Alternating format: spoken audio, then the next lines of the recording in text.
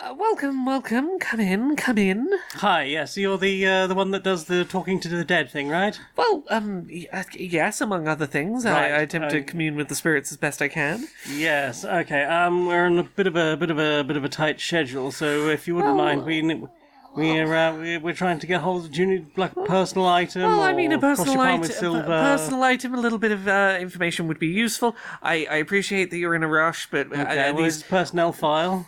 Well, yeah, as I was trying to say, these things take time. You know, I cannot rush the spirits. The spirits work on their own timetable, so I will do the best I can. Okay. Sorry, personnel. Yes.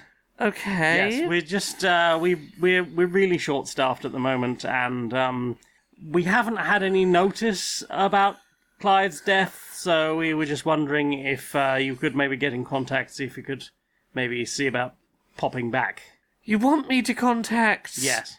Yeah. To get a ghost to cover a shift. Indeed, yes. He didn't give any notice before dying, and it's actually outside of his contract, so there will be serious repercussions if we can't. So well, okay.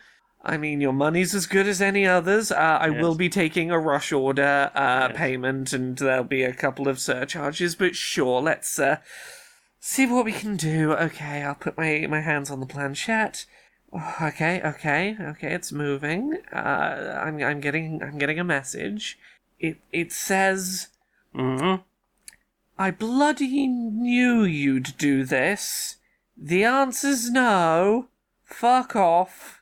The afterlife takes priority. So that's a maybe. You could you get somebody else to cover your shift then?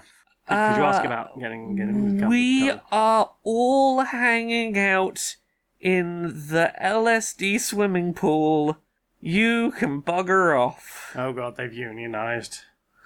I knew this would happen.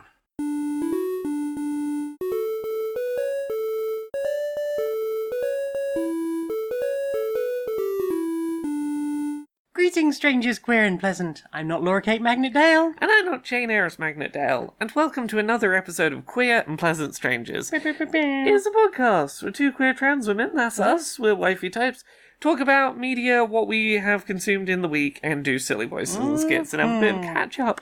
How you doing? I'm feeling way better. My knee's got an interesting colour, but it's very walkable now. Hurrah! I'm feeling relatively awake. Yay! I'm feeling. Is it because you're medicated again? Is it because It might well be because I'm medicated again, and I'm having like my proper dose of medications, probably helping. Imagine that. Imagine that. Imagine in the that world. something. Just as well we found the app last week. Ooh, exactly.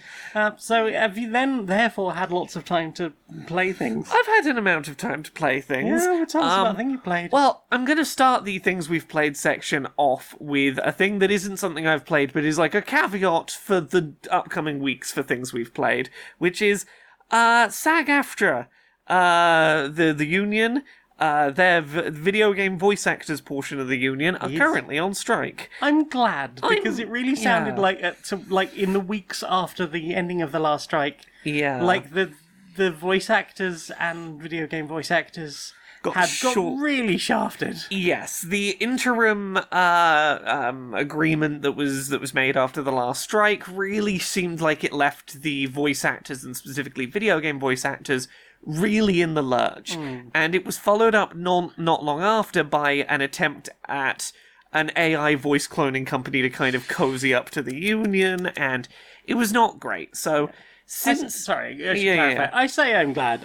They really should have had their contract sorted before now, and it shouldn't have resulted in this. But I am glad that action is being taken by the union as a whole. Yeah, seemingly. so, the negotiations have been going since, I think, September last year. They had a 92% or 90+% vote to be willing to go on strike.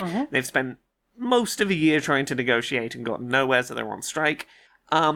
I want to talk about some of the specifics of what that means for us in terms of covering stuff and in terms of standing in solidarity with the strike, because there's been some confusion that's come out of some wording around the strikes, and I'll do my best to navigate it. So, people who stream on Twitch and people who talk about video games on podcasts, SAG-AFTRA does have advice on their FAQ about what their strike means for those kinds of work and what they want in terms of solidarity action. For both streamers and podcasters, their current advice is, we're not asking you not to stream games from struck companies, we're not asking you not to talk about games from struck companies. However, as a mark of solidarity, what we would like you to do is if you play a game on stream or talk about one on a podcast that is a struck work, we would appreciate it if you brought up the fact the strike was happening and talked about the fact that we are bargaining with the big companies to try and basically protect our voice actors from having their voices cloned with AI and used without their permission, and them being strong-armed into agreeing to AI as a prerequisite to working in the industry. We're trying to protect them from that.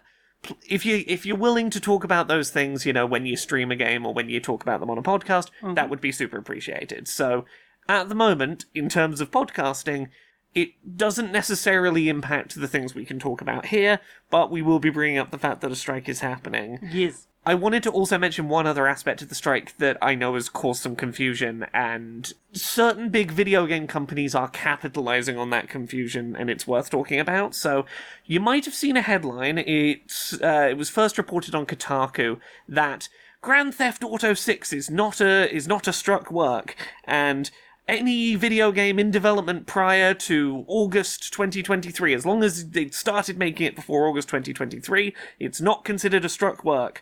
And that is technically true. ...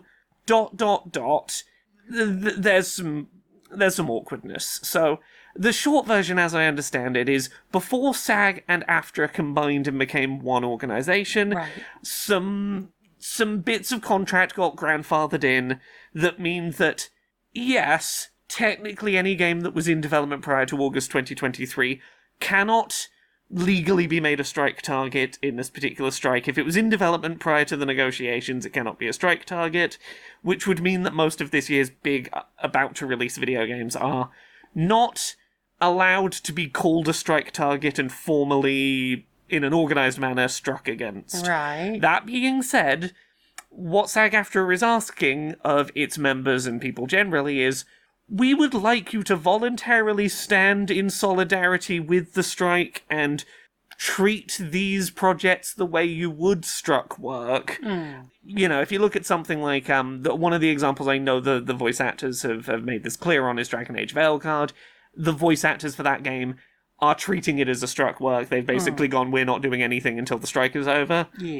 So if you see headlines going, oh, no, X, Y, and Z big things aren't struck works, that is technically correct, but only because SAG cannot formally strike those works right now. But if you want to do the most you can to stand in solidarity with the strike, treat them as struck works in terms of, don't go crossing a picket line. If you suddenly get offered a voice role in GTA 6, maybe say, no, there is a strike going on right now and I would like to stand in solidarity. And GTA 6, of all things, does feel like the kind of fodder of, oh yeah, we'll just get a bunch of streamers and semi-famous people in because everyone will love the cameos.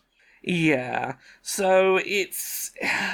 bear that in mind. I've seen a lot of big companies, doing their best to, try and pretend, try and act as if they're not struck and, ignore the fact that SAG is we kind of want to treat them as struck. Yeah. I know there was, a lot of mixed signals going around TikTok the first few days of this, so I was kind of waiting for that to settle before trying to track down proper information. Yeah, being, really honest, it has not been a particularly well-communicated strike, and there has been a lot of confusion caused. I think one thing that's caused a lot of confusion is SAG-AFTRA has a thing where you can search to see if a thing is a struck work. Yes. Except it doesn't really work if you search the name of a game. You need to know the production ID of a game, which you would only really know if you were contracted to do, voiceover work for it, probably. Yeah.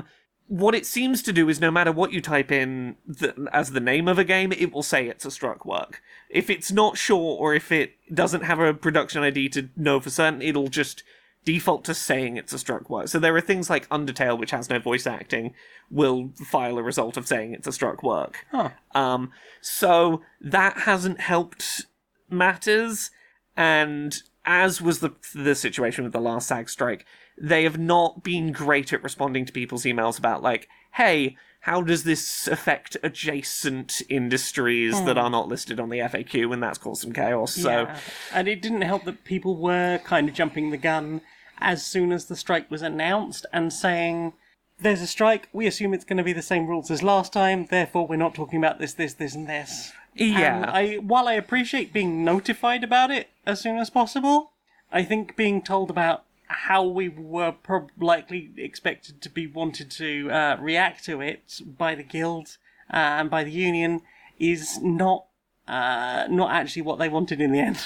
Yeah. I have a little sneaking suspicion about why they, in this case, haven't asked for people to boycott Struck Works in terms of playing them, talking about them more generally. Mm-hmm. And this is maybe me being a huge fucking cynic, but given how people just... when people were asked to boycott a single game about a wizard a while back for the good of a community, and the general consensus in response was, fuck you, you can't tell me what to do, I wouldn't be surprised if SAG looked at something like that and went, that's going to be a losing battle to ask of people. Yeah. Games people are not people who will stand in solidarity if we ask that of them. And therefore we will not ask it. I have no proof of that, but it is a weirdly... I hold that belief. I can understand why you hold that belief. Yeah. It sure is a world we live in where that game is getting a sequel. Yeah, it is. So there's the context of what's going on with the strikes. We will probably bring the strikes up over the coming weeks because, we want to stand in solidarity, and right now that is they are asking of us in order to stand in solidarity. Yes. But I've played other stuff. Most of what I've been playing, like, video game-wise, is not a specific game, but I've been playing around with my new little gaming gadgets. Yeah, you fancy glowy thing. Yeah, I am a couple of days into playing around with the ROG Ally X, which, the ROG Ally is a Steam Deck competitor that was released a couple of years ago by Asus, that is a little bit beefier in terms of specs than the Steam Deck. It is a Windows-based machine rather than being on your sort of Steam OS Linux. And it is a device that was like a little more powerful in terms of playing some slightly more modern 3D games than the Steam Deck maybe was comfortable with. But the trade-off is you're operating with Windows, so you don't have that nice like Steam OS operating system that really feels like catered to the device you're playing on. Its biggest issue, as I understand it, as someone who never owned the original ROG Ally, was its battery life. If you were playing those bigger, more intensive games, you might only get an hour to an hour and a half's battery life out of the machine. Mm-hmm. The ROG Ally X, main difference is it's in black rather than white, which is nice, honestly. I'm not a big fan of... Exactly. It has slightly more RAM, and the RAM is a little bit faster, or better configured to get faster results out of it. But the big difference is it has twice the battery capacity. It has an 80-watt battery as opposed to a 40-watt battery. How's that with the weight? I'll grab the thing. It's not that much heavier than the Steam Deck. I'd say that's actually lighter than the Steam Deck. I'm not holding them together. Right? Yeah, it's right around that same ballpark, I would say. Oh yeah, it's certainly comparable. It's very comparable. It's a little less wide. It's a little more compact in its shape. I think maybe the smallness is what's making me think it's a little lighter. Yeah, but it's about the same weight. It's a little more compact in its shape. It's got a little less controller space around the screen. Yeah. But that doubling of battery size, along with slight increase in RAM, really is quite nice. So I've been playing around with this the last couple of days, mainly trying to see like how well does this handle the big PC games that are like power consumption heavy, a nightmare to get running at a decent frame rate even on a desktop, those kind of titles, and seeing A, how they perform performance-wise, and B, how they do battery life-wise. Right. So my first like big thing I was like, how's this going to handle? Was the PC port of Horizon Forbidden West, which the PlayStation ports to Steam are notoriously resource intensive, and Forbidden West is the worst of those. Right. The ROG Ally X has a 1080p screen, but I turned the resolution of the game down to 720p. Started from medium settings and turned a couple of things down. Didn't have to make that many compromises from medium preset. Got it running between 55 to 60 FPS. Oh, nice. Which the screen is a variable refresh rate screen, so some of those slight dips in frame rate are a little less noticeable. It's not quite so obvious if it's not a locked 60. That runs really nicely. Other modern titles, I was like, I want to play around with stuff that's fast moving and pretty to look at. So I loaded up Forza Horizon 4. That optimized settings for itself on first boot. Ran at 60 FPS, zero problems. Looked really nice. Playing around with emulators, the thing can emulate Wii U really nicely. I was playing Wind Waker HD earlier. That ran solid 30 FPS at native frame rate. Looks really nice on it. Is it just button press to switch between screens? Button press to switch between screens, or Wind Waker HD, you can just be like, I'm playing with a Pro Controller, and just make it a single screen game. Okay. You could map one of the back buttons to be your switch to the gamepad screen button. And all of those examples were very similar in terms of what they were doing power consumption wise. For all of them, for Horizon, you could get a 60 FPS lock if you've got it plugged into the power. That 55 to 60 range was when it was unplugged from the wall. Right. Yeah. You dip a little below 60, but pretty close. And in all of those cases, I was looking at somewhere between 2 hours 45 to 3.5 hours of battery life for pretty pushing the boundaries, top end 3D games or emulation.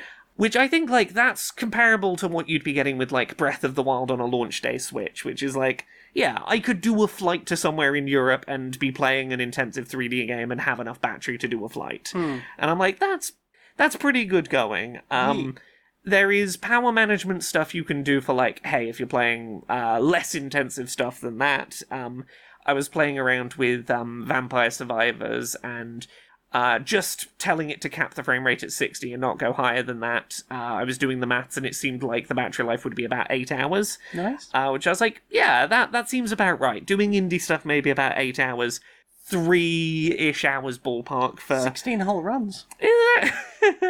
So yeah, I need to spend more time with it, but so far impressions have been really solid. The big point on it is price. I think it's about £700, which is a couple of hundred more than a comparable Steam Deck. It's got a terabyte of memory, which I think the comparable sort of Steam Deck is about, your Steam Deck OLED is about £500, I think, for that sort of memory, nice screen, etc.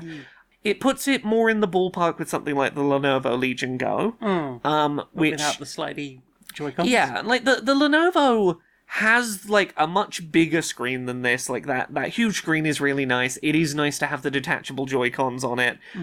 But for most people, I think this would be a better pick than the Lenovo. And the main reason for that is just the Lenovo, if you're not using it oh, I've got it plugged into the TV now, I'm using it with the Joy-Con style thing, or set up on a table using your Joy-Cons. If you're not playing it like that, the Lenovo is fucking heavy. Yeah. It is a heavy device. It is a device that I would not play held in handheld mode for more than a few hours without being I need to put this down and take the controllers off. I mean, I already need to put a cushion underneath my Steam Deck just to make sure it's sat correctly, because I cannot physically hold it because I'm more disabled than I look. Yeah. But yeah, this is a much more... I could comfortably hold this and carry this and not think so much about that sort of weight proposition. And features-wise, you've got 2 back buttons. You've got 2 back buttons. They look interesting. They're little clicky buttons. Oh, clicky buttons, eh? Yeah, little clicky buttons. Okay, just 2 on the back. You've got your double shoulder buttons. How's the sound on it? The sound is really nice. You've got very big front-facing speakers. They can go quite loud and they stay very clear while loud, Nice. which is really appreciated. You've got a couple of USB-C ports at the top and a little micro SD. Okay. One of the other things that's really impressive about doing 3D games on this compared to the Steam Deck, the Steam Deck can sometimes feel a little uncomfortably warm when you're playing. Like, Yes. playing Elden Ring on the Steam Deck, like, that thing gets a bit toasty. Yeah, I remember playing Yeah. Aperture Desk Job and Yes. feeling a little bit concerned at times. Temperature management on this, like, even on, like, Horizon Forbidden West, really good. Like, Nice. I've not heard the fans getting, like, particularly loud. Obviously, it's early days. It has stayed pretty cool while, like, pushing it graphically, which is pretty nice. Is it gyro in there? I believe so. I've not tried messing around with Screen gyro capture, yet. microphone? There is definitely a microphone. Screen capture, I know you can do via Steam. They've just added it as part of a beta update. I don't know about whether there's anything native in that regard. Asus does have an equivalent of, like, it wants to be its Steam Big Picture Mode equivalent. It's called something like Armory, like the Armory Forge, it might be called. And the thing I will say for that is it does it doesn't, like, it's not the prettiest looking thing in the world, but what it does let you do is import all of your game collections from your other launchers into one place that you have a button dedicated on the handheld to do, so you can go, show me a screen that has all of my game, like my Game Pass games and my Steam games in one thing, and I click to launch it, and it will launch it no matter what launcher it came from there. And I'm like, that's kind of cool. It does not have a Xbox home button that I keep looking for, like where's the home button, the button that takes me back to. I've gotten too used to the Steam Deck. I'm looking for the button that brings me back to Steam OS while the game is still running, Or allows me to do, like, display or battery management from one button. Yeah, like, you can open up there is a button that you can open up, like, managing your power consumption and your performance overlays and stuff, but I keep looking for, like, the equivalent, the Xbox button or the home button, and there's not one. But yeah, I need to spend more time with it, but early impressions are very solid. It is an impressive beast in terms of what they have crammed in there, in terms of, like, the amount of the games it can run and the battery life it's got on it are pretty darn impressive. Yeah, it's bright as well. Yes. Mainly there I'm thinking of the RGB. It's got lights around the joysticks that light up.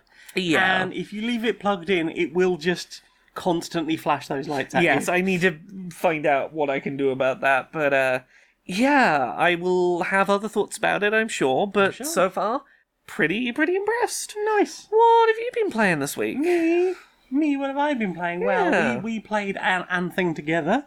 Yeah. We spent an afternoon playing some Saints Row 3 together. We did. You didn't even know this had co-op. I've never played. Look, when Saints Row 3 and 4 came out, I was a Billy No Mates. I had no one to play co-op games with. A co-op icon on a home screen, invisible to me. Never heard of her. I mean, I only knew about the co-op because I think I first encountered Saints Row 3 from watching Jesse and Grendor play it. Whenever it came out, and yeah, I enjoyed playing it together. Although we did have some disconnect stuff. I don't know if it's just because we're playing the original release version. I know there has been like a remake or a remaster at some point. I don't know if it has all the same music as the original version. I have no idea. But yeah, for the most part, it was all right. We did get some lag issues, which was weird because we were in the same room. But yeah, I had a good time playing it together, and it was nice to have an excuse to go back through 3, because I've played 4 twice. 4 is very replayable, but 3, I think, by virtue of being a little bit slower, because you're not immediately superpowered and able to fly around the city or like super leap around the city, it can feel that, like, progress is a little bit slower. Yeah. But also it does force you to get in cars and therefore to actually listen to the music. So yeah, I've been enjoying playing some of that together. What else have you played?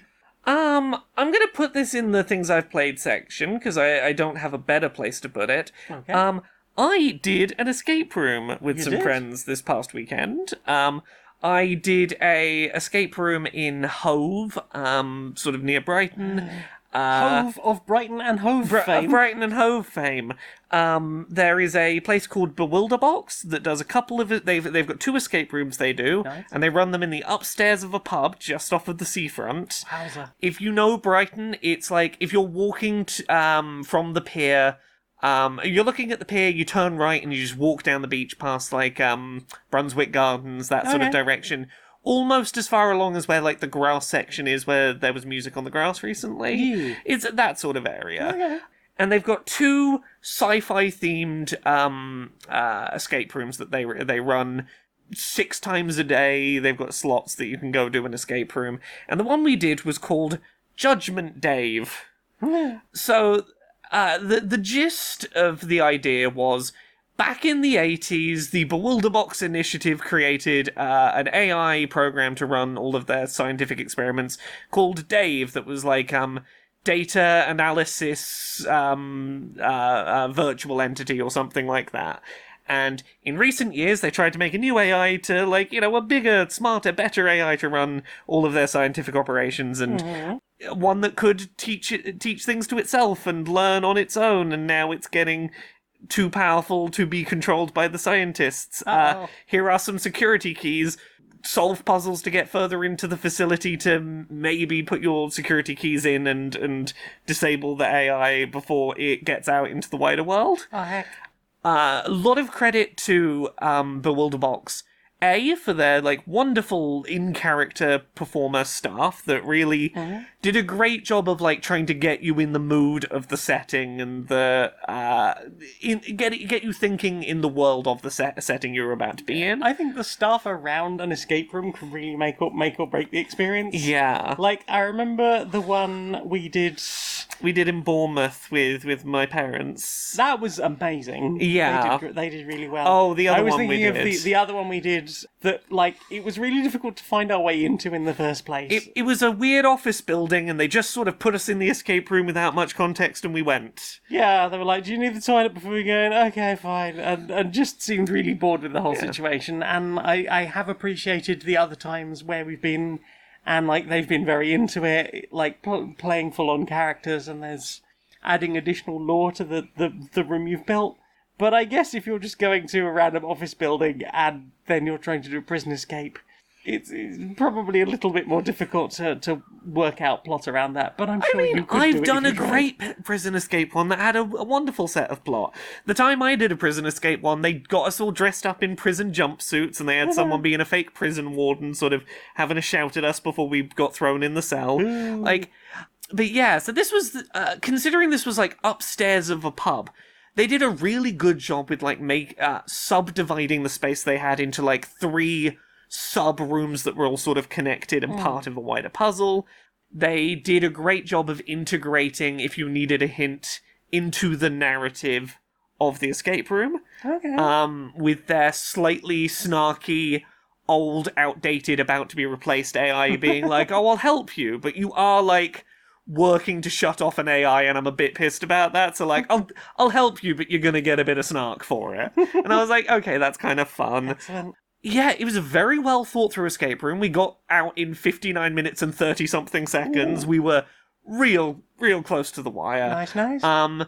Perhaps my favourite aspect of it is, and I don't think this is too spoilery to say, by the time there was a narrative told throughout that cast some doubt on the premise we'd initially been told at the start, and we were given a moral choice at the end of how to end the escape room's plot. Oh, heck. And that was kind of fun, because we knew there was going to be a 60-second timer at the end for us to do a thing, and then it became a 60-second timer to make a moral choice and decide whether to do the thing. Oh, heck. And that was a really nice additional layer of...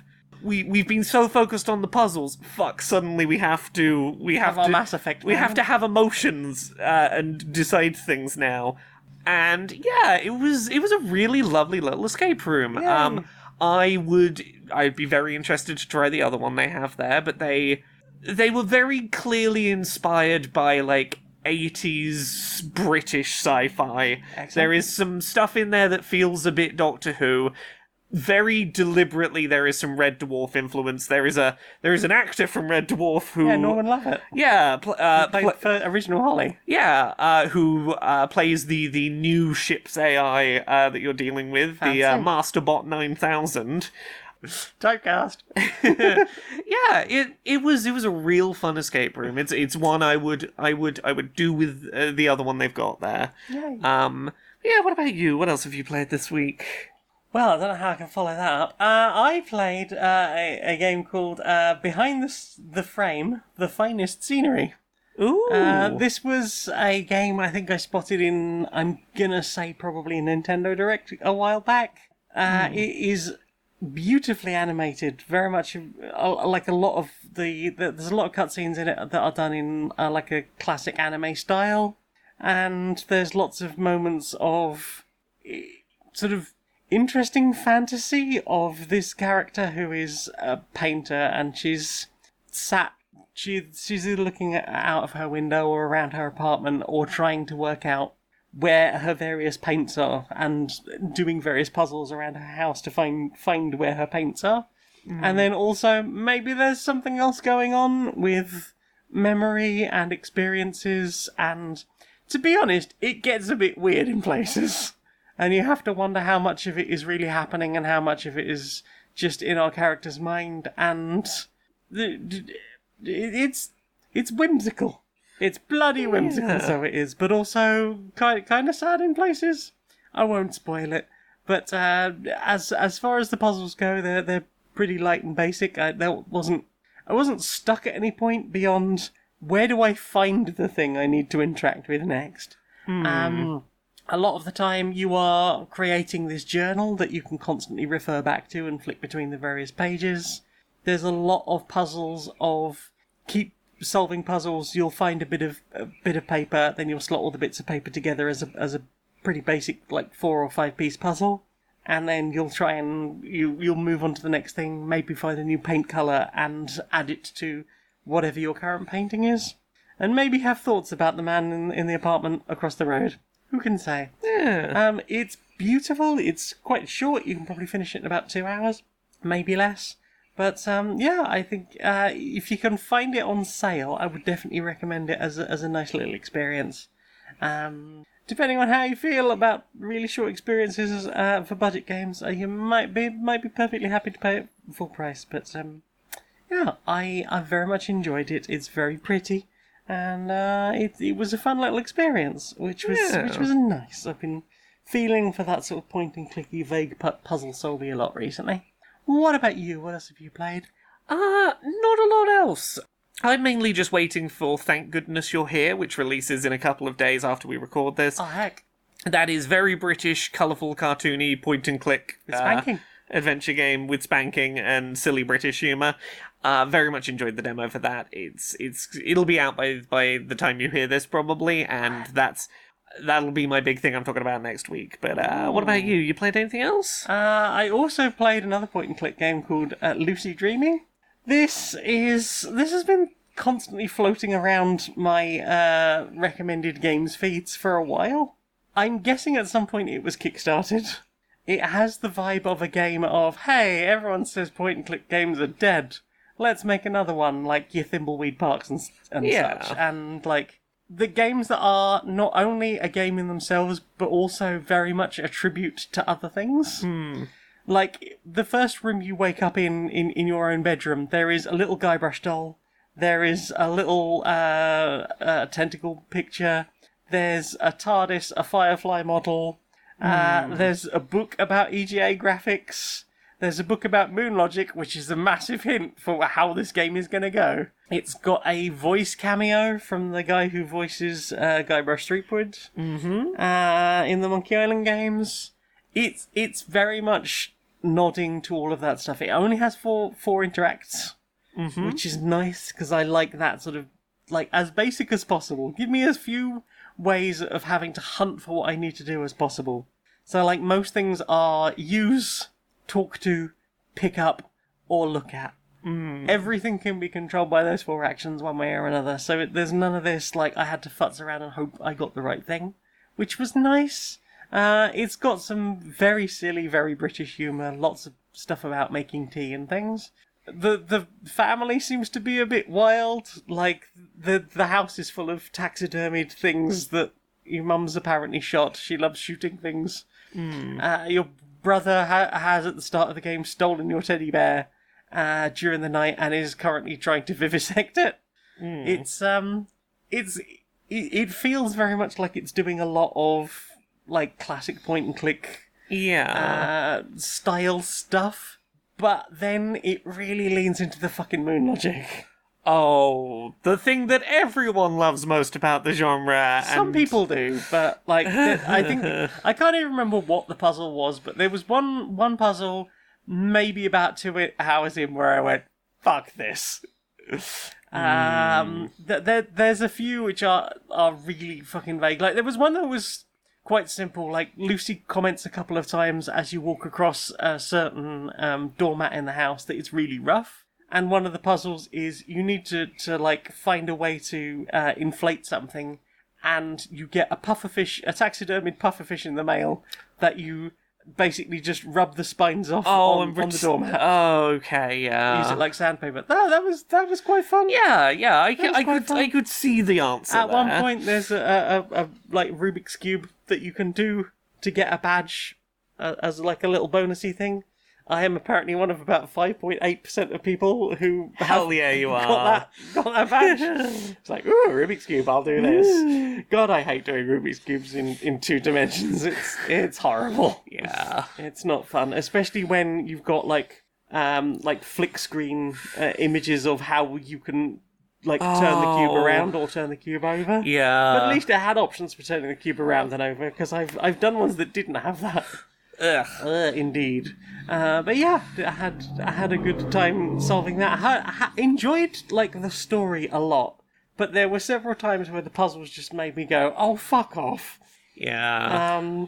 Like there's one thing about looking in a mirror and then looking at, you can see the back of something else and then you can do something with it, that I thought was a bit bullshit.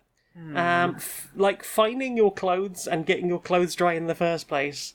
How will you get your clothes dry? Well, first of all, you've got to like stop the washing machine mid-wash. Oh. Rather than waiting for it or any of the other options. Then you've got to take it in the living room, attach it to the ceiling fan, and turn the fan on to ridiculously fast. Sure. Yeah, of course. That is definitely... I mean, yeah, I get it. Spin drying, fine. Yeah. There was one puzzle where the answer was a pun. Okay. It's like, I love a pun, but I would never have got to that solution without looking it up. Yeah. So, while I did spend a good amount of time playing this on my own, I was not afraid to go, okay, I've been at this 10 minutes, I don't give a fuck, I'm just gonna go to go to a walkthrough, which is kind of annoying.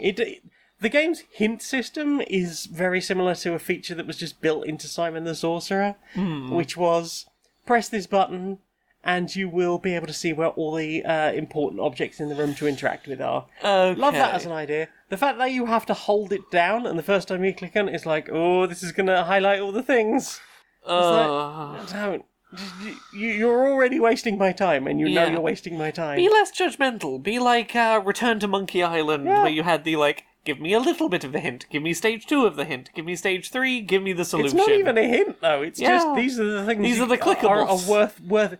Not even all of the clickables, just the things that are important to click on. Okay. So, but don't be judgmental about it if people want to use it. Right, Just, that is the least of accessible options, especially in a game where...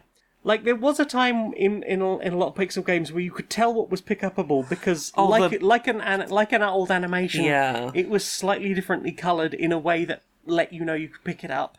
Or you could just, like, flash your mouse around and, like, see what came up with a thing. Which is not as good in a point-and-click game where you're actually, you're on a... Especially if you're using a controller. Which I was for most of this because I was playing it on Steam Deck. It runs brilliantly on Steam Deck. That said, I had a nice time with it. I'm glad I got it on sale. It's a fun game. It's very, very British, very northern, very silly. lots of tea. Enjoyed it. You said you haven't got anything else, so I guess I will keep going. Also played some Ship of Fools. Oh, yeah. Which is a game about you're on a little ship and you are doing like roguelike missions to go and defeat this evil. And you'll have enemies attacking you from either side. You can move your cannons around. One of them is an automatic cannon. One of them you can also set to automatic or you can set it to manual. You have to reload it. You will occasionally encounter things where you can like you'll kill an enemy and a chest will drop and you have to like switch to harpoon ammo and then try and fire the harpoon to bring it on board. Mm. It feels very contrived. It feels like a combat focused Cook Serve Delicious. Okay. That sort of slightly silly, everyone's in each other's way game about like trying to get all the things together to work to, in this case, to defeat enemies rather than serve customers. Yeah. It also feels very much like it needs to be played in co-op because in single player it's a bit too much. Even if you set both of the cannons to automatic. I mean, actually, if you set both of the cannons to automatic, it's not too bad. But if you have one set to manual, which it feels like it kind of wants you to do, and you're trying to reload it, occasionally move it from sides of the ship to another side of the ship, and like shoot all of the enemies, it feels a little bit too much to try and do that, and also reload the autocannon. Mm. Like, I suspect that the autocannon probably wouldn't be there in 2-player. It feels like that's a, hey, we're just going to give you one cannon that fires on its own. All you have to do is reload it for the solo players, and it doesn't feel like that is quite enough to make it work. That said, I did have fun with it until it just got to a point of just being kind of too overwhelming. And although there were other guns, they weren't automatic, so it didn't feel worth using them. But you kind of need to use them because they are like better, but genuinely better versions of the gun. But kind of had fun with that. And the last thing I want to talk about is Shadows of Doubt, which is still progressing. I talked about this a little while ago. This is an early access detective game where you are solving procedurally generated murder cases. It is a fully simulated city of usually like 3x4 blocks.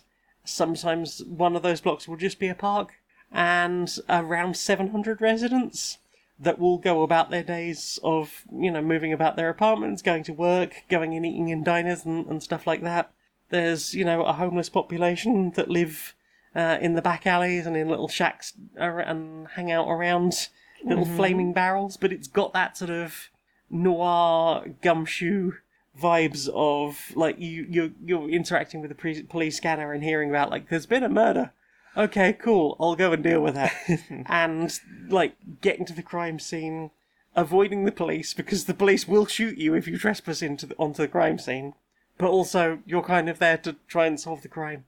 I don't know if they will ever, if there is anything you can do to get enough social credit that you will be allowed to just go and investigate for them, since you are the one solving all the crimes.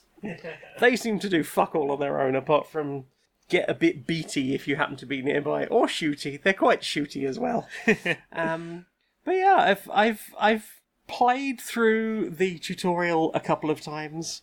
This was the first time I'd played through the tutorial and then continued on from there and let it run procedural murders. Because some features have been added since the last time I talked about this. There's now a whole system where there can be snipers, and there was a sniper in the last mystery I solved. They are talking about that this game is getting quite close to 1.0 and also a console release. Interesting. But as it stands, I genuinely do not see how that is possible, because I feel like a lot of consoles will not put up with the like to get it certified for a store. Will not put up with a lot of the stuff that still seems to be happening in this. Like, I've heard about people going, oh yeah, I found this bug where there's like 40 people standing on the same spot, and they won't go to work, and then no one's going and doing their jobs, and none of the shops are open, and I don't know what to do. And someone was like, yeah, this is a known bug, it's been reported, it's being worked on. I found the best thing to do is try and throw a concussion grenade and hope that nobody in the pile doesn't get concussed, but does see you do it, and then goes after you with guns. Or swords, occasionally. Sometimes people in this game just have swords and will chase after you. Fun! Yeah, like after the tutorial, you get made homeless. Which is interesting because usually after the tutorial, you've got enough social credit to be able to buy your first house. I was very lucky. I didn't have enough social credit after completing my first case, but after completing my second case, I did, and I managed to run into the apartment that I had originally been kicked out of. And I managed to buy it with the money I got from the first 2 cases, and all of the diamonds I'd stolen. Because I had stolen an awful lot of diamonds. But it's a really fun game of, okay, so I've been to this crime scene, here is the evidence I've seen, like I've checked the body, I can tell you like an approximate time of death, there was a gun nearby, there was a bullet casing, there was a bullet wound, so we know that was a thing. So fairly certain, like, this is the murder weapon. Check the murder weapon for fingerprints. Okay, they're not the victim's prints. Are they anyone else who lives here? And then, like, breaking into City Hall to the, like, government computers, running searches on various people in their phone book, which is usually a good way of getting, like, tons of information of, like, people to just go and case. Going and asking all the neighbours about, like, if they've seen anything suspicious. Going and asking the people in the street around the apartments if there's anything suspicious. Finding the security office for the building. Ooh. Breaking in, searching through the security footage and going, this person turned up at that house at this certain time. I had a great time with it. Was having a brilliant time. Was perfectly willing to keep going with this case. Ran into this really weird bug where most of the time, if there isn't a murder case ongoing, you're finding like jobs near like public phones. So go to the phone, look around, see if there's a job you want, get the job, pick up the phone, dial the number on the job. Someone will give you a bit of information. Usually they'll just tell you straight up what they want you to do, and you'll get on with it. Sometimes they'll be like, go to this place, and then answer the phone. Okay, you've answered the phone? Cool. There is a briefcase near this phone. Pick it up, open it, you'll find the rest of the details about what I want you to do, and about how I want you to report back. And it's a really, like, cool idea. The one I had the problem with, the one that completely bugged out on me was, I got a job from someone saying, I'll be sitting on this street with a coffee, and asking me about this person. I was like, cool. Yeah. Went there. On my way there, I'm walking around the back street, I get mugged. Oh no! Someone has $100 off me. I get to the place, there is a person sitting on a bench. They look very similar to the person that just mugged me. Mm-hmm. The person who told you to come here to the place where you got They're sat mugged. here with a coffee, but they're not interactable. It's like, okay, I'll save and reload. Saved, reload. Okay, now I can talk about them. Now the thing they want to talk to me about, the thing I'm supposed to mention, is appearing twice in their dialogue tree. They eventually give me a suitcase, and then immediately try and mug me again. So I knocked them unconscious, at which point someone saw me and tried to, like, wake them up while I was standing there trying to read the briefcase. Except the briefcase wouldn't trigger the next part of the event. Oh. I was like, okay, well I guess I'll just cancel this and try something else, because clearly something's gone a bit wonky, possibly by virtue of this person trying to mug me. I go and get another job. The next one is, I'll be in blank space with a cola. Ask me about this. It's like, oh, all of the cases are fucked now. I don't know what's happened. Which is a shame, because I was really happy, like, I'd got my first apartment, I got my social credit up the highest it's ever been, I'd done, like, loads of jobs, I had an entire job board that I was filling up with every single person's passcode as I was finding it throughout various other cases. Anytime I find a passcode, it was just being tagged into, like, this one board of just a complete list of people's passcodes, which was really handy to have. Yeah. Because I was occasionally just go, hang on, I know this building, I broke in here earlier for entirely different reasons. Cool, I've got everyone's passwords, so I can look through their computers and, like, even turn up at their homes, break into their homes and find out their home computer stuff and their home safes. Aha, that's where you hid the evidence. Cool. I'm so glad I didn't have to buy a code breaker to break in here that way. I was having a really nice time with it, but it seems like that save is broken, sadly. I'm glad you were having fun. I'm sorry the fun stopped. I am. I also really like the fact that it's got, I haven't messed around with it much yet, but it has like a randomly, you can procedurally generate the entire city and have like entirely different people, entirely different layouts, building sizes.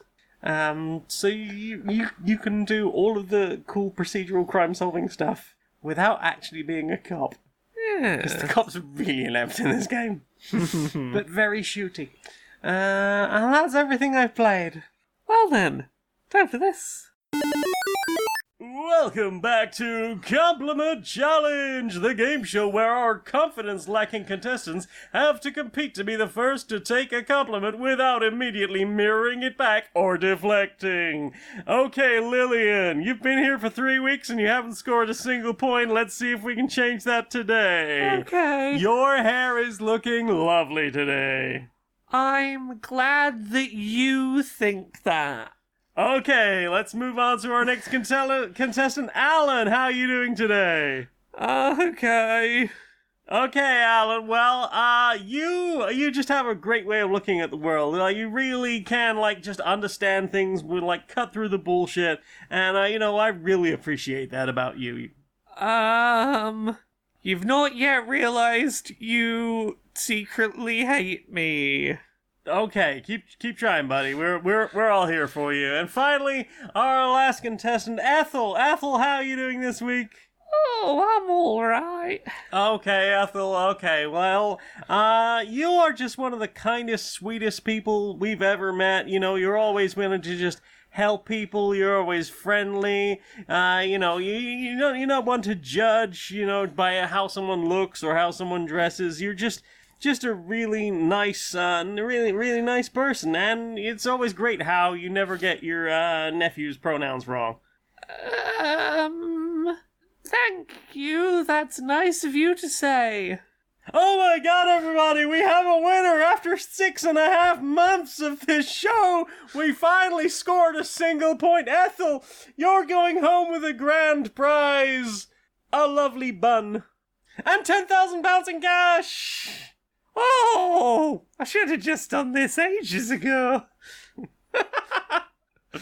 You had to believe in yourself, Ethel. You had to believe in yourself. Thank you for playing, everyone. We'll be back next week where we'll try and score a point for any of our other contestants. This has been Compliment Challenge, the game show where you have to accept the compliment. I feel like I've been in this queue for ages. Why did we join this queue? I mean, we're British. We love a queue. Well, true. Also, I saw people leaving looking happy and with a biscuit. I don't remember what this is, but are you sure this isn't like a blood drive? Pretty sure, yeah. Could be a weird cult? I don't think that many people would be leaving if it was a cult. As far as I understand it, with cults, they tend to try and keep you there. Okay, we're next. My child, have you been good this week? I guess. Do you accept kindness and compassion as your saviour? You know what? I do. Okay, here is a biscuit and a pat on the head. Oh. Go in peace. Oh, a hobnob. Thanks. The Church of Praise and Kindness welcomes all. Amen to that. So, what have you put in your eyes? Really, it's a couple of things. Should we talk about the film we saw together? Yeah. We watched the Deadpool and Wolverine. We did. Deadpoolverine. We did watch a Deadpoolverine. We sure did. We sure did. And they should have kissed. They should have kissed. They clearly wanted to. They clearly wanted to. I've never seen not a sex scene that was such a not sex scene. Yeah. So I'll try and get my thoughts put together as quick as I can. It is exactly as self-referential, fan servicey, giving you the moments that they know. It's exactly what you knew it was going to be, and that's not necessarily a bad thing. It is a narrative constructed to give you a bunch of cool moments. You can go, shit, it's that thing, interspersed with that's a cool music choice that you choreographed a thing well too. Yes. Generally speaking, I thought the humor in it was very solid. We'll get this out the way. There's 2 jokes that I think step over the line and are yes, not enough to ruin the film, but are enough for me to be I'm a bit disappointed. I thought better of you, Mr. Ryan Reynolds. Yeah. I mean, I thinking back about it, and it has been a while. Both of the previous films have done exactly this as well. Have they? Yeah, the first one, I think it's the first one, maybe the second one, there is a joke about someone having a penis. Yeah. That made me go, oh, for fuck's sake. Yeah. I cannot remember what the one is from the other of those two films. So, we can very vaguely say for Deadpool and Wolverine, there is one point where someone mishears a word and thinks they've heard the R slur, so they repeat that word out loud, to which, they responded, no, I didn't say that. Oh, don't say that, you'll get me cancelled. Which, that's the one that annoys me most, because, that response clearly goes... You shouldn't have said it. You know you shouldn't have said it. And, it didn't fucking add anything. It was just an excuse to say a slur and then go, oops, don't cancel me. And it had the energy of when fucking right-wing comedians do the I'm going to say an edgy thing and then go, oh, they're going to cancel me for that one. In a weird way of... The weirdest way of, we didn't call anyone it, so it's not bad, really. Yeah, and but you just wanted to say the word. Yeah, and without going into specifics, that one also really annoys me because I'm going to talk in a minute about, conceptually what I think this film is. But the short version is, it is a love letter to a lot of characters that are not necessarily MCU relevant. And it's a real shame to mar one of those moments with, a slur drop for no reason. Yes. And the other thing is, there's two places in this film where they make jokes where the punchline is, haha, we're alluding to sexual assault of, a minor. A minor, haha. It's, just really unnecessary. Yeah. Because, that aside, the film generally walks the line well of crude but not punching down. And those are the 2 points where it's it feels it feels a bit mean-spirited or punch-downy. Yeah. Dogfall goes on way longer than it needs to, but also, it's not really hurting anyone, apart from possibly Ryan Reynolds. Yeah. But, that aside, I think the film is, I think it's well-paced. It feels good for a 2.5-hour film. Yeah. It doesn't feel like it drags. It doesn't feel like a 2.5-hour film.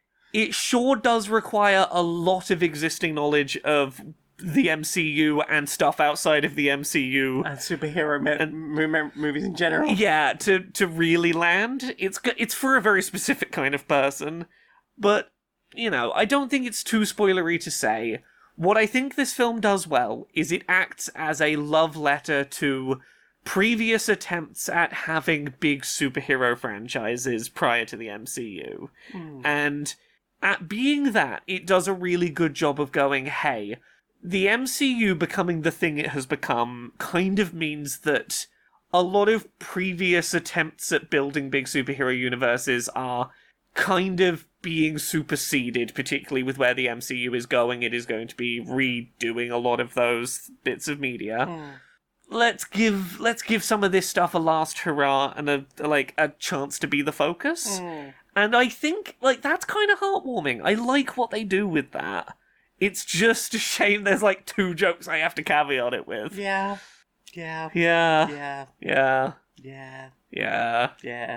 There's some beautiful shots in it, though. Yeah, some fantastic music choices. The shot through a bus, I think. Yeah. The slow motion walk through a bus is... Ryan Reynolds and Wolverine's actor, Hugh Jackman, their chemistry is fantastic. Yes. They both play those characters very well, have a lot of fun playing them in this, and particularly for Hugh Jackman, who, for the longest time had gotten a bit miserable with playing Wolverine from all accounts. It's good to see him on screen playing that character, having some fun with it, and being a bit silly with the role. It was quite cute in the credits to see them playing the making of the first X-Men film video. Seeing little baby Hugh Jackman being it was 3 days on set before I got to do my first lines, and everyone was I was really nervous because no one knew who I was or thought I was going to be any good. They were who's this guy that's being cast in a big role? And I really wanted to impress them. I'm oh, baby. It's weird because I don't remember him looking that young at the time, but I was also much younger. Yeah, because that's that's like, what, 23 years ago now? Yeah. Right. But yeah, I think if you are someone who's going in with enough meta-knowledge of superhero media to appreciate the plot that it's not going to explain itself with. Yeah, if you are someone who's like 30 plus, you're probably going to enjoy it. And, you can hand wave a couple of stepped over the line jokes. I think it's a fun time. I think it is a fun, stupid, and weirdly kind of sweet time, carried by its its 3 lead performances, because Cassandra's act is fantastic. Very, who is the actress she reminds me of a huge amount? Keira Knightley. Keira Knightley. She's got real Keira Knightley There were energy. a couple of times like, is that Keira Knightley? There is one point where her appearance is changed in a way where I really thought, is this a de-aged Keira Knightley? Yeah. But yeah, like the 3 primary roles, very well cast. They carry the film. Some of the special effects involving that character are horrifying and fantastic. I know the one you mean. The one in response to some words being said, sort of punishment for words one. But yeah, fun if very predictable film. Yeah. Predictable in the sense of like the tone is exactly what you know it's going to be. Yeah. Not also necessarily very the plot much beats. not what I was expecting from a third Deadpool movie. Because Yeah. at some point there was talk about us getting X-Force. Yeah, well, I mean, they kind of acknowledge in this, what happened to the X-Force. Well, they did. There is a direct acknowledgement of they didn't do well in market testing. They were not well. Some of those characters were not well received in the second one. They sure do seem to acknowledge that the reception to the second one is why an X-Force film didn't happen.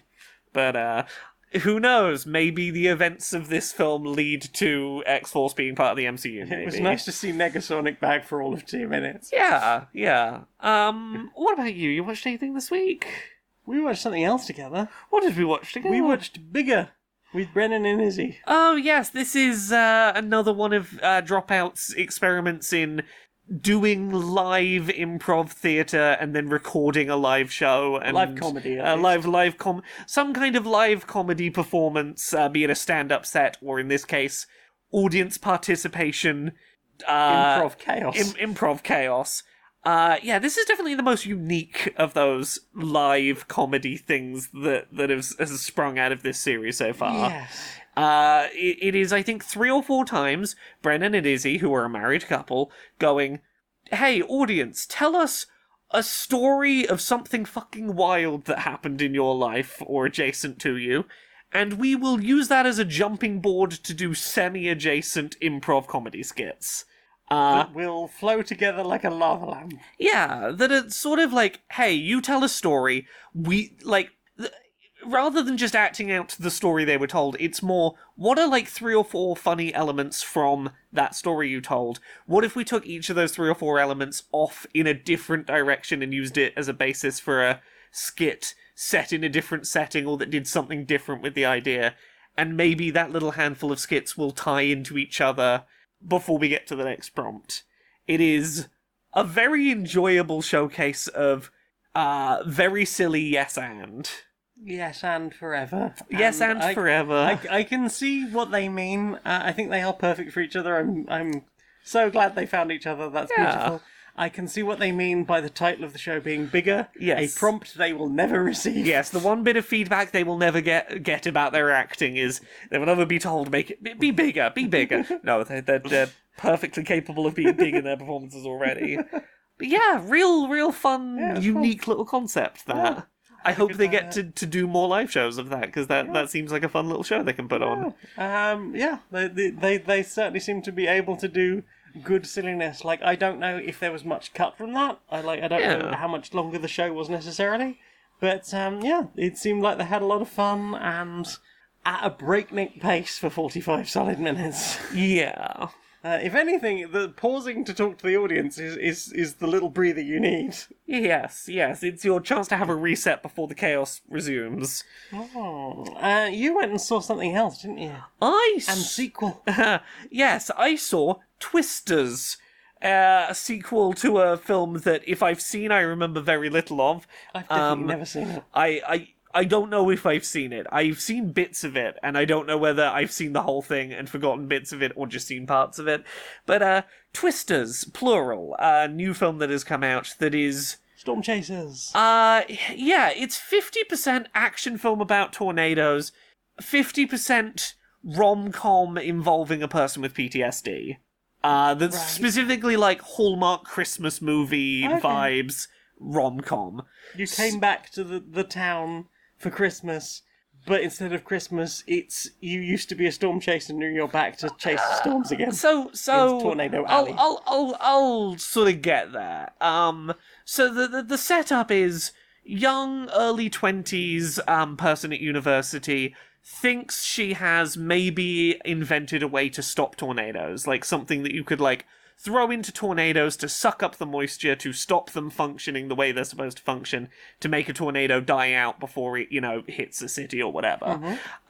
So her and friends from university set up this jerry-rigged thing and some, equipment to try and record the results and find a tornado, and some stuff goes wrong, and of the group of people, 2 of the friends die being sucked up into a tornado, and the tornado, the thing that was, my calculations say this should stop a tornado, does not succeed, and she for years is like, okay, I'm done, I'm out of the game, I'm not going to try and invent that tech anymore. But she does have like a real intuition for how tornadoes work. She just pushed a little too hard that one time, so she goes and works in like a meteorologist's office, helping try and work out like what tornadoes are going to do. But then she gets the call from the other person who survived, who was like, hey, look, I work for a company making fancy tech to scan tornadoes with big imaging stuff. That's tech that, we could really use your intuition with tornadoes to, get close enough to a tornado to get a big 3D scan of one with our new tech. Do you want to get back in the game? Just one more job. Just one more job. And understandably, she's got a bit of fucking PTSD about actually being near tornadoes. Yeah. Last time she was near one, 2 of her best friends fucking died. Yeah. So, start of the film is, action film about person with PTSD trying to overcome it and face the thing that, she is the best equipped to, she knows about. She's, the person you trust to know tornadoes, but she's second-guessing herself because PTSD and panic attacks because tornadoes are fucking scary. Yeah. Then we're going to talk about the portion of the film that is Hallmark movie, which is...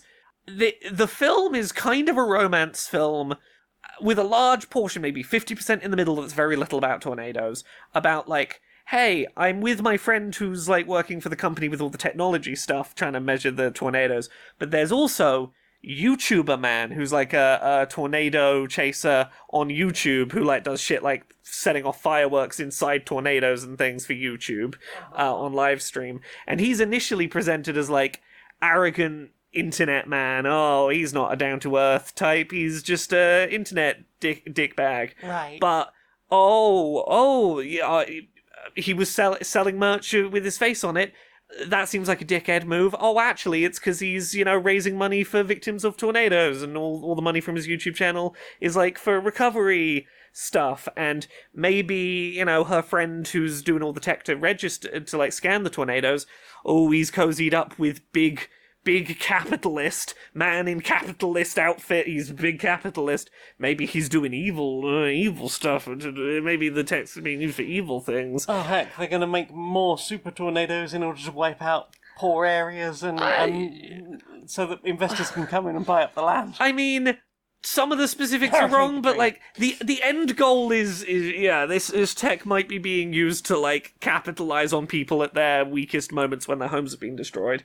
And now it's I gotta do the romance of realizing person that was my friend maybe isn't the romantic lead, but maybe, internet boy actually has a heart of gold and I settle down with it. That sounds very Hallmark. Yeah, you see what I mean about I've never seen one, but you that see is what I mean about everywhere. Hallmark Christmas movie vibes. Yeah. And it eventually becomes it eventually gets back to being actually I'm quite smart and maybe it didn't work the first time, but my science was solid. Maybe we can work out what went wrong, and maybe I can still invent the stuff that'll destroy tornadoes in time for big climactic action scene at the end. Yeah.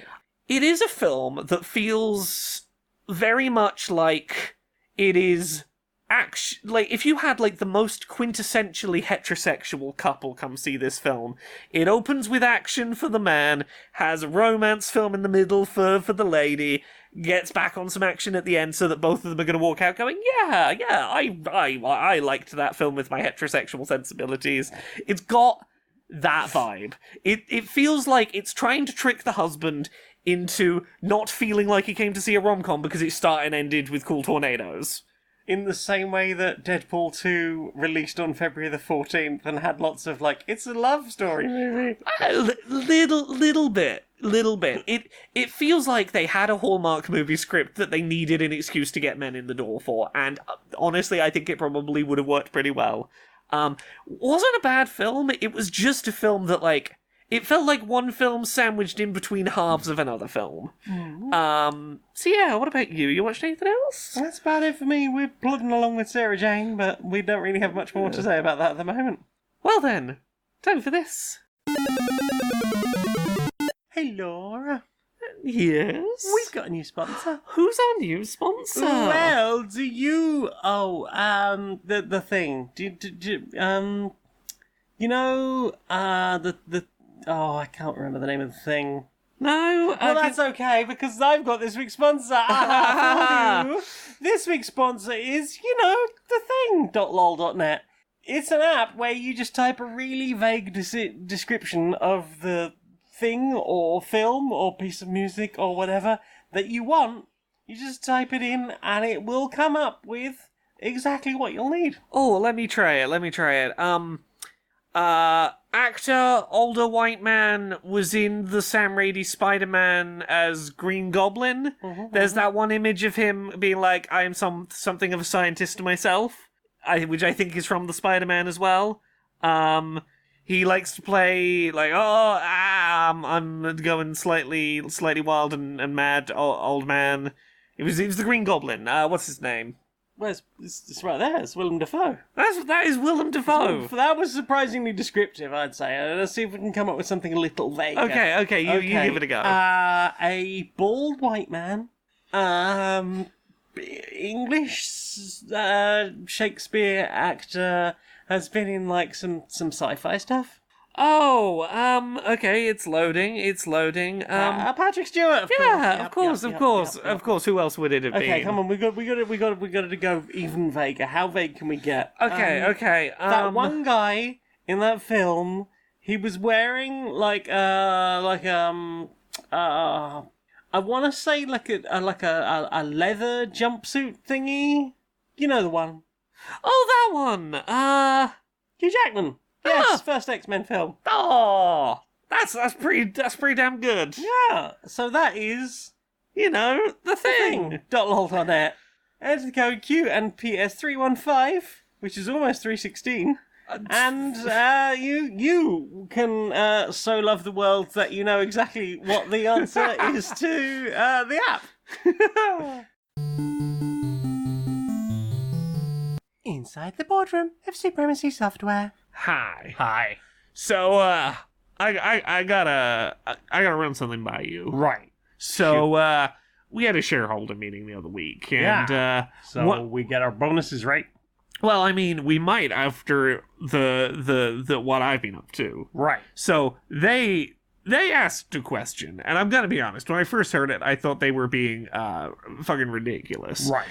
They were like, "Hey, you've got Call of Duty coming out in Q3, of course, and it's barely Q1 right now." Yeah.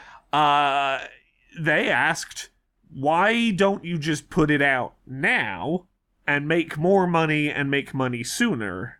And I was gonna I had to catch myself because my first response was, well, because we haven't finished making it, and we gotta make it before we can sell it. Yeah, and we know that statistically it is harder to sell this kind of thing during the summer. We've tested all of that stuff. We've made sure that we are generally selling at the right time when the most people are going to be inside and more likely to sit in front of their computers for longer and do our thing. But then I did have another thought, which was it would be money today, and I do like money today.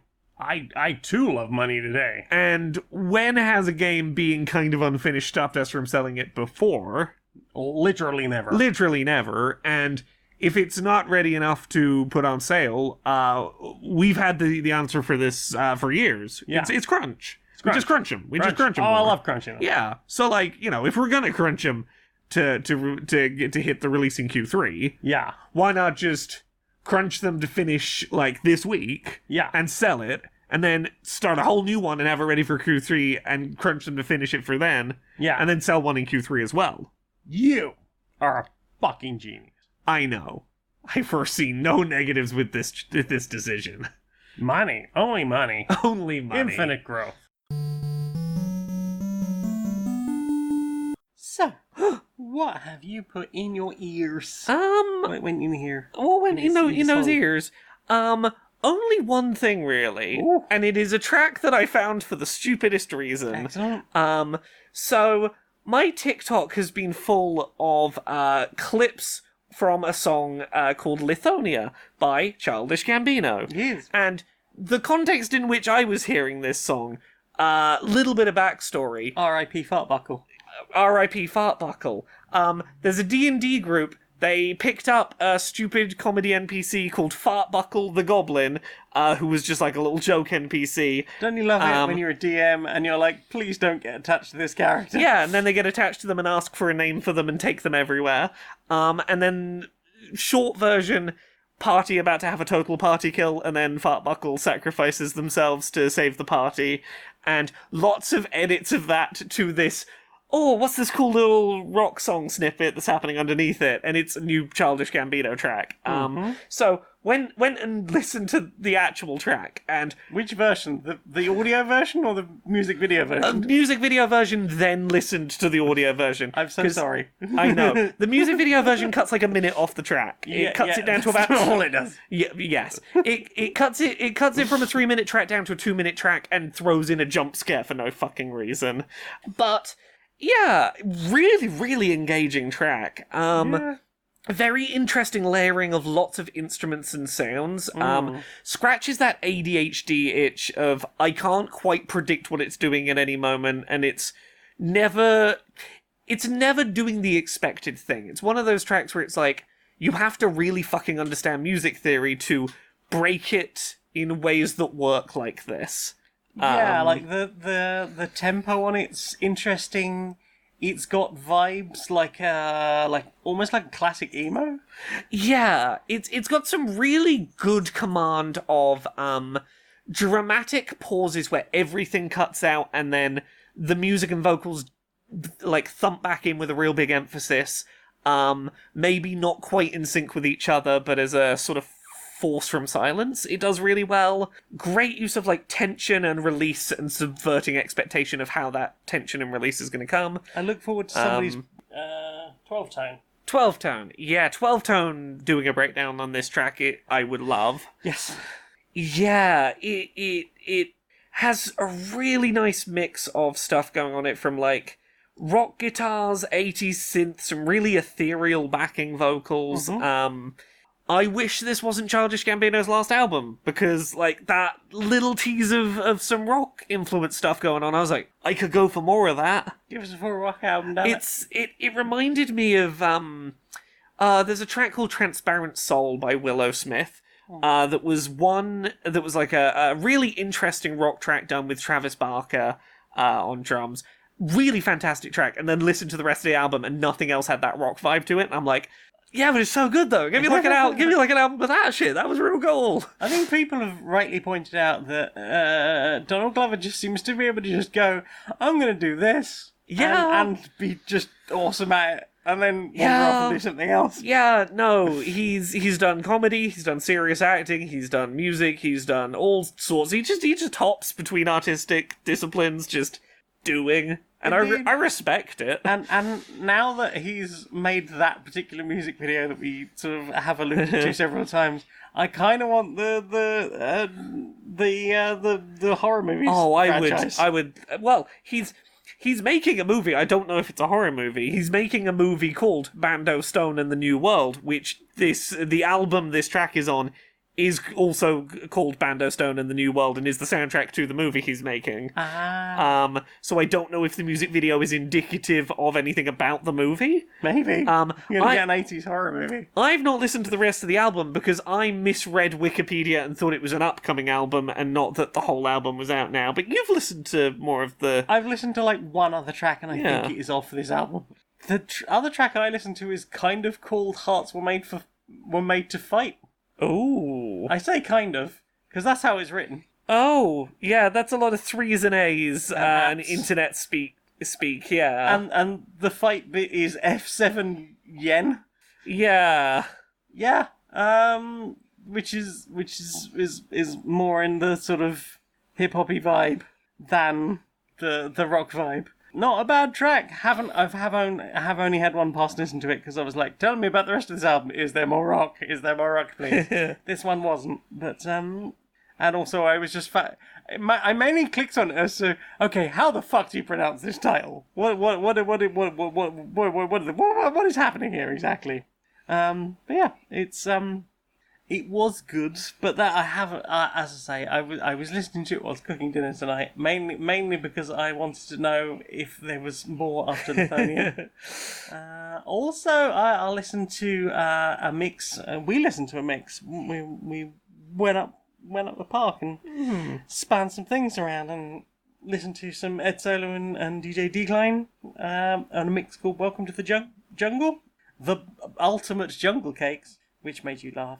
That's got the drum and bass versions of Bad Boys, No No No, Top Ranking, All That She Wants, English Queens, which is just a ridiculous redo of I Need a Dollar, and not as good.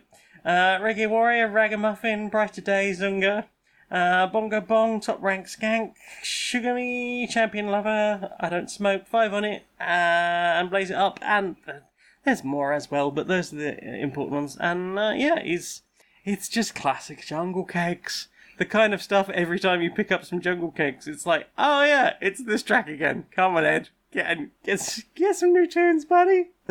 Yeah. But yeah, it was nice to listen to some classic drum and bass and have a spin things around in the sunshine. Yeah. It was nice. Have you listened to anything else? That's about it for me. Well then. Time for this. Hi, Sam, I'm going to need you to work late tonight, okay? Roll persuasion with disadvantage. Oh, okay. You have a negative modifier. Oh, that's 3 with the modifier? Three's, yeah, no, that's not going to do it, sorry. Right. I am still waiting for that report, though. Roll investigation on my last email. Okay. 19. Yeah, give it another look. The thing you're asking for is literally in the email already. Per your last email, yes. That I see. And while we're at it, roll perception. Okay. That's a 7. But what? Why? What? Sam?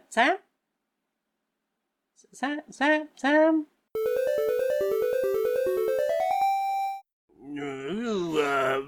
Seen this video from the Olympic, athletes. The Olympic Village. Yes.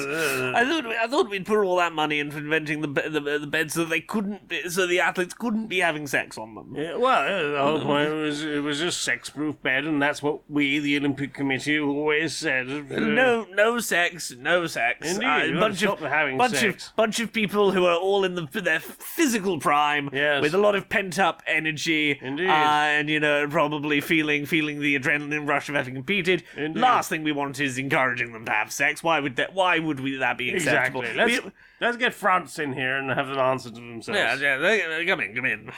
Hello.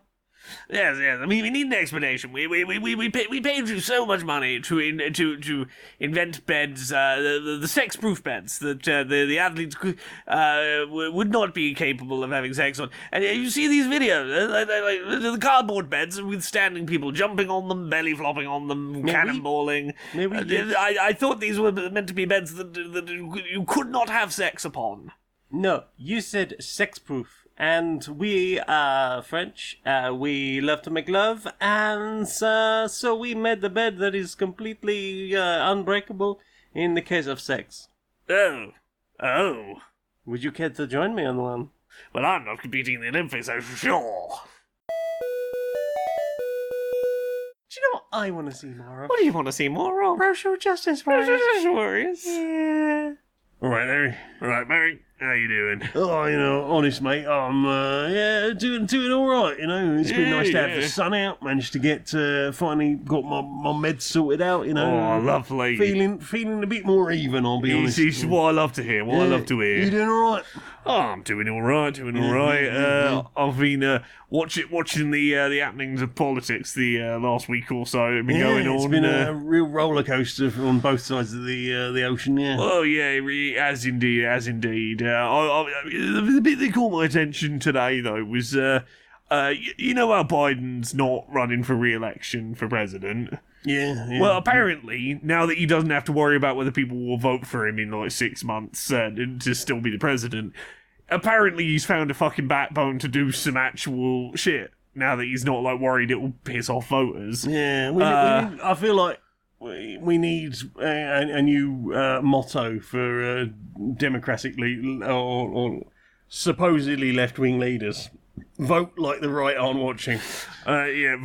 Vote like no one's paying attention. Mandate like that no one can stop you. Exactly. And it sucks that it took this to get here, but some of the stuff he's doing long overdue. And if you look at polling from across the US, very popular, like generally with the American people across political divides.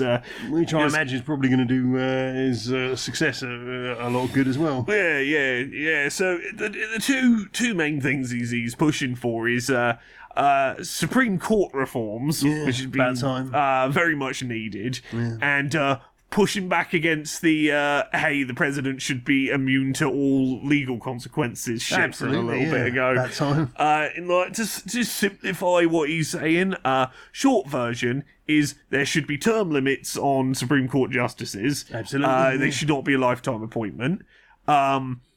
Every 2 years, the way he's sort of proposing it is every 2 years one Supreme Court justice leaves and a new Supreme Court justice is voted in by the current sitting president, so that one presidency will not overturn the entire Supreme Court. At most, 2 people might change over of what would be a larger Supreme Court, so that would be less of an overall percentage shift in the Supreme Court's politics. And cracking down on corruption within the Supreme Court, which has been a problem because of the whole aforementioned the aforementioned lifetime appointments thing, means that people like Clarence Thomas have been taking huge amounts of money from people on one side of the political divide and then voting in the favour of that side of the political divide. That sure doesn't seem like something someone in the highest position in their country should be doing, really. Yeah, absolutely. So all of that is legitimately very good stuff. Yeah, positive stuff. It's just a shame it took this to get here. Yeah. If these decisions had been made, 3 years ago, we wouldn't have come to this. In the state we are in now. And throw some gun control in there, maybe. Well, yeah. Well, the thing about the Supreme Court reforms is, I heard a stat the other day that 80% of Americans want that kind of Supreme Court reform. It's like 80% of people, which for a country pretty much 50-50 down the middle politically, is like, that is an overwhelmingly positive thing to push for with the American people. And the other one, which is pretty fucking important, given that Trump's spent this week going, vote for me, you won't have to vote anymore. 4 years from now, you won't have to vote anymore because I'll have fixed everything. So if you get me in power, you won't have to vote anymore after that, which sure sounds like a dictator move.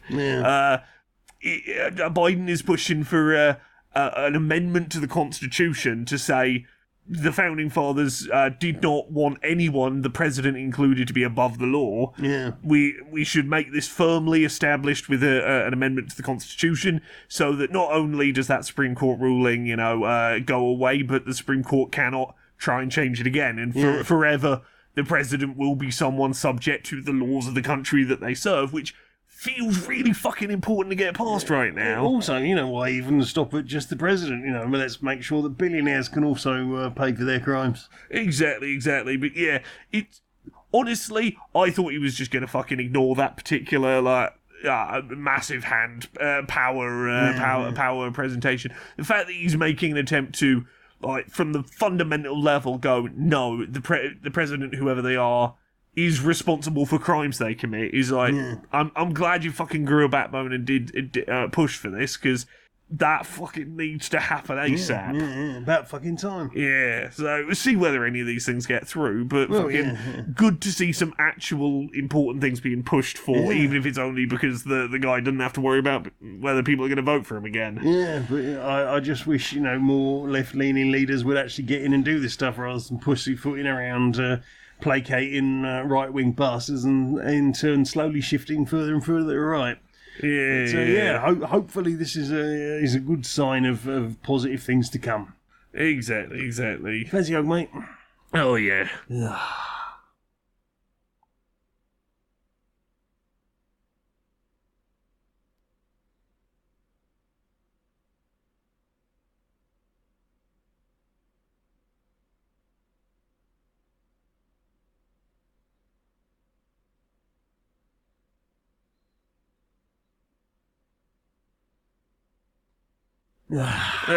Good hug, mate. Good hug. hug. Right, I think I'm going to put the kettle on. Oh, sounds lovely. Nice. So, Laura, Yes? you do things, and those things are on the internet, and people might like to know how to find those things. How find? How find? Find at Laura K. Buzz pretty much everywhere. Laura K. Buzz on Twitter, Twitch, YouTube, TikTok, Patreon, that's the one that pays the bills, Mastodon, Blue Sky, all the places, Laura K. Buzz.